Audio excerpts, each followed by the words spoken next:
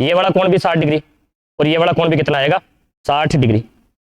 आई होगी बात समझ में? सही है, बिल्कुल बेसिक। अब चलो अगर मैं यहां से लंब डाल दूं और मुझे इसकी ऊंचाई निकालनी हो, ये एडी, त्रिभुज का क्षेत्रफल कितना होता है 1/2 आधार गुणा ऊंचाई। बिल्कुल बेसिक बात कि 1/2 आधार गुणा ऊंचाई। तो अगर ये पूरी भुजा आपकी ए है, समबाहु त्रिभुज में तीनों भुजाएं बराबर मान ली, ठीक है, ये लंब है तो ये लंब माध्य का भी होता है, कोण कारक भी होता है, ज्योमेट्री में पढ़ चुके हो, पूरी ए है तो ये जो बीडी है वो आ गई आपके पास a/2 आदि आ गई। इस त्रिभुज को मैं बाहर लिख रहा हूं, अलग से ड्रॉ कर दे रहे हैं। ये डी है, ये आपके पास बी है, ये a/2 है, ये एंगल 60 डिग्री है, ये पूरी भुजा ए है, ठीक है, और ये पॉइंट ए बी, ये ऊंचाई आपको बतानी है, ये क्या है 90 डिग्री।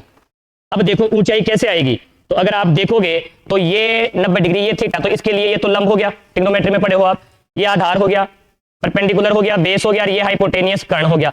कर्ण पता है और आपको क्या पता है, आधार पता है, और आपको क्या निकालना है लंब। या तो लंब कैसे निकालो, पाइथागोरस प्रमेय लगा के कि कर्ण का स्क्वायर बराबर आधार स्क्वायर प्लस लंब स्क्वायर, या फिर ट्रिग्नोमेट्री यूज कर लो, सही है, कॉस थीटा कितना होता है, या टेन थीटा लगा लो यहाँ पे, देखो टेन 60 डिग्री, टेन थीटा होता है लंब बटा आधार, लंब कितना है एडी, आधार कितना है a/2, टेन 60 कितना होता है √3। तो अगर यहां से 2 को ऊपर ले जाओ, ठीक है, तो ये आ गया √3/1 बराबर 2ad/a।